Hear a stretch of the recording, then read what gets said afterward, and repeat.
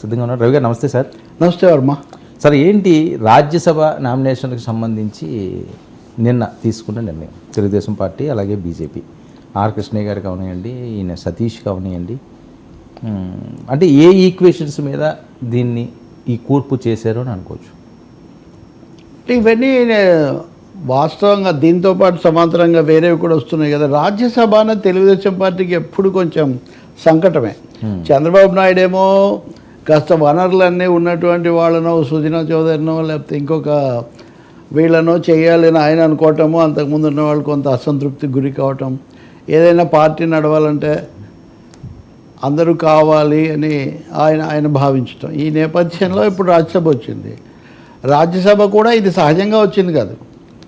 ఆ ముగ్గురు వైసీపీ వాళ్ళు రాజీనామా చేయటం వల్ల వచ్చినటువంటిది. వాస్తవంగా ముగ్గురు రాజీనామా చేసిందంటే బీద మస్తాన్ రావు కానీ వీళ్ళు కానీ ఈ రాజీనామా చేసిన తర్వాత ఇవి ఎవరికి ఇస్తారు ఓ పెద్ద చర్చ జరిగింది. వీళ్ళలో ఒకరిద్దరేమో మాకు రాజ్యసభ ఇష్టమే లేదు, ఏదో తప్పనిసరి వెళ్ళామని ఇప్పుడు మోపిదేవి వెంకటరమణ లాంటి వాళ్ళు. బీద మస్తాన్ రావు కేసు కొంచెం డిఫరెంట్. కానీ ఇప్పుడు పూర్తిగా ఈక్వేషన్స్ మారిపోయి హఠాత్తుగా చాలామంది నాగబాబు పేరు అన్నారు. నాగబాబు ఇప్పుడు మంత్రి అన్నారు, మళ్ళీ మనం డిస్కస్ చేయొచ్చు. కానీ నాగబాబు పేరు వినిపించింది, దాదాపు ఖాయమైపోయిందని. ఈ సానా సతీష్ అనే పేరుకు తెలుగుదేశం వాళ్ళు అసలు ప్రిపేర్డ్ కాదు. ఓకే, గతంలో రాజ్యసభ సభ్యుడిగా ఉండి తర్వాత ప్రతినిధిగా ఉన్న కమ్మపాటి రామ్మోహన్ రావు లేదా గల్లా జయదేవ్ ఇలాంటి గతాన్ని బట్టి ఇలాంటి అంచనాలు, అసలు సుజనా చౌదరి కూడా మళ్ళీ ప్రయత్నిస్తాడని ఇవన్నీ వచ్చాయి. తీరా చూస్తే ఇప్పటికి ముచ్చటగా మూడో పార్టీ తరఫున నామినేట్ అయ్యాడు ఆర్ కృష్ణయ్య. ఇంకా ఇది ఎక్కడ ఉండదు కదా. నిజంగా చెప్పాలంటే ఆయన కావడానికి అప్పుడు ఇప్పుడు ఎప్పుడు బీసీ నాయకుడే. బీసీ నాయకుడే కానీ టీడీపీ బీసీ నాయకుడు, వైసీపీ బీసీ నాయకుడు, ఇప్పుడు బీజేపీ బీసీ నాయకుడు.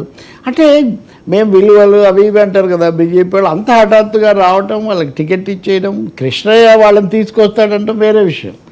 అది కూడా ఆయన రాజీనామా చేసిన సీటు కాబట్టి ఆయనకే కదా, అదనంగా నాకు ఇస్తుందే ఉంది, నేను రాజీనామా చేసిందే కదా అని కూడా ఆయన అనొచ్చు. ఏదైనా కొంచెం విచిత్రమైన విషయమే. అయితే తెలుగుదేశంలో కూడా ఆయన తీసుకునే ప్రయత్నం కూడా జరిగింది వాస్తవంగా. గతంలో తెలుగుదేశం నుంచి వెళ్ళిపోయిన వ్యక్తే కాబట్టి మళ్ళీ వస్తారేమో, ఎవరి తరఫున వస్తారు, ఆయన ఇద్దరు రాజ్యసభకి వెళ్తారో ఎవరి తరఫున అనే చర్చ జరిగింది. ఇంకా రెండోది నాగబాబు విషయం. నాగబాబు మంత్రి అన్నారు కాబట్టి అది విడిగా మనం పెట్టుకున్నా కానీ అంటే ఇక్కడ ఒక విషయం అంటే బీసీ మంత్రం బీజేపీ పఠించడంలో ఏమైనా ఫ్యూచర్ వ్యూహం ఉందా? సరే, మీరు అందులో పెద్ద ఆశ్చర్యం ఉందండి. నరేంద్ర మోదీయే బీసీ నాయకుడు అని కదా.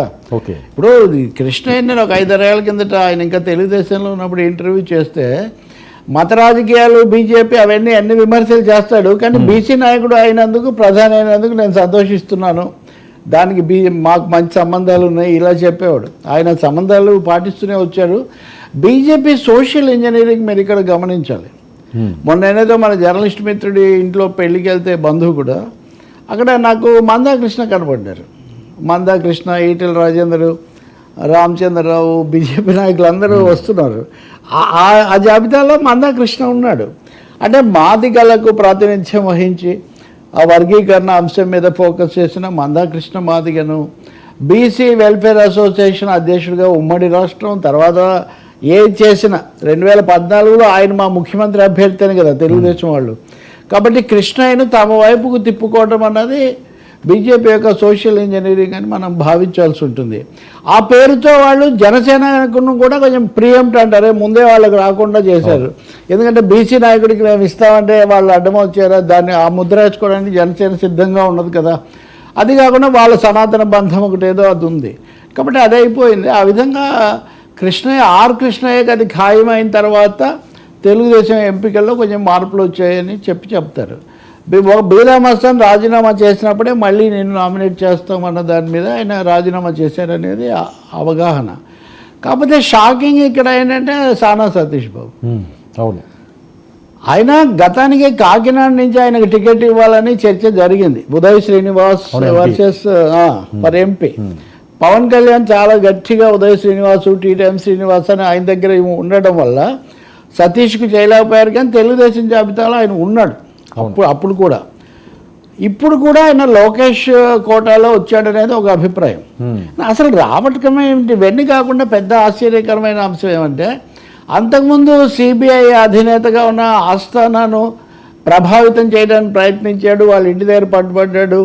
అలాగే హైదరాబాద్ మాంసం వ్యాపారి మొయినా అనే ఒక ఆయన ఉన్నాడు, మొయిన్ సంథింగ్. ఇలాంటి సందర్భాల్లో ఆయన పేరు వచ్చింది, చాలా వివాదాస్పదమైన పేరు ఒక దశలో. మరి అలాంటి సతీష్ బాబుకు ఎంతో సాహసంగానే ధైర్యంగానే తెలుగుదేశం వాళ్ళు ఏదేమైనా సరే ఆయనకి ఇవ్వాలి అని భావించటం వల్లే ఇచ్చారనేది అభిప్రాయం. తెలుగుదేశం సోషల్ మీడియా సైట్స్లో, మెయిన్ సైట్స్లో కూడా దీని మీద భిన్న స్వరాలు. సానా సతీష్కి ఇచ్చింది, సానా సతీష్ మీద ఎలా ఇస్తే ఇలా అలా ఇలాంటివి మాట్లాడుతున్నారు. అది కూడా కాకుండా తెలుగుదేశాన్ని చాలా గట్టిగా సమర్థించే పత్రికనే ఈయన మీద ఒక 3 ఏళ్ల కిందట చాలా తీవ్రమైన అభిశంసనపూర్వక వ్యాసాలు, కథనాలు పరంపర ప్రచురించి ఉంది. సో అవి రెండు పక్కన పెట్టుకొని చూస్తే పొంతన కుదరట్లేదు. బట్ ఎనీవే ఆయన ఇప్పుడు తెలుగుదేశంతో ఉన్నారు కాబట్టి ఇంకా ఆయనకి ఇచ్చారని చెప్పి భావించాల్సి ఉంటుంది. రెండవ, తెలుగుదేశంలో ఇంటర్నల్ ఈక్వేషన్స్, అంతర్గత సమీకరణాల ప్రభావం కూడా ఇక్కడ ఉంది అని. ఇప్పుడు యనమల రామకృష్ణుడు ఉన్నారు ఉదాహరణకు, ఇంకొకరిద్దరు ఉన్నారు అలాంటి వాళ్ళు. ఈ సూపర్ సీనియర్స్ను పక్కన పెట్టాలి అనే ఒక ఆలోచన తెలుగుదేశం పార్టీలో వచ్చింది. నిన్న మనం మాట్లాడాం కదా, కాకినాడ పోర్ట్ కుట్ర. ఆయన ఎందుకు అంత తీవ్రంగా స్పందించారంటే కొంత పడటం కూడా దీనికి ఒక కారణం. బట్ అదే సమయంలో యనమల కుటుంబంలో 3 పదవులు ఇచ్చాము, జగన్మోహన్ రెడ్డి హయాంలో కూడా ఆయనకు సంబంధించిన ఆయన పదవుల్లో ఉన్నాడు, అటువంటిప్పుడు ఇంకా ఎన్ని ఇస్తాము, కాబట్టి ఇంకా మనం ఇనఫ్ అనే ఒక వాదన కూడా. ఇవన్నిటి మధ్యలో ఓ గట్టి అడుగే వేశారు సతీష్ బాబుకు సంబంధించి. రెండవది, ఢిల్లీలో ఆయనకున్న సంబంధాలు ఇప్పుడు అదే ప్లస్, అదే మైనస్, ఇప్పుడు ఇక్కడ ప్లస్ అవుతుంది వాటన్నిటితో ఉన్న సంబంధాలు ఇవన్నీ కూడా.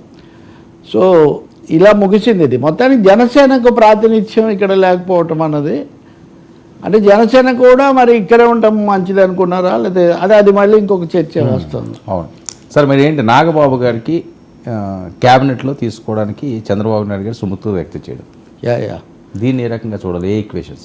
సుముఖత ఏముంది, అసలు ప్రకటనలోనే రాజ్యసభకు వీళ్ళ 3 పంపిస్తున్నాము, నాగబాబును క్యాబినెట్లోకి తీసుకోవాలని నిర్ణయించడం అయినదే అని సంతకం చేసి మరీ ఒక ప్రకటన పంపించారంటే చాలా ఎక్స్ట్రాడినరీ. అవును, అంటే ఈ రెండు యాదృచ్ఛికంగా జరిగాయంటారు కానీ యాదృచ్ఛికంగా జరగలేదు. నాగబాబు రాజ్యసభ ఖాయము అది ఇదని మనం చాలాసార్లు మాట్లాడుకున్నది కాస్త రాజ్యసభ 3 అందులో నాగబాబు పేరు లేనప్పుడు దాన్ని ఏమాత్రం ఎవ్వరూ కనీసమైన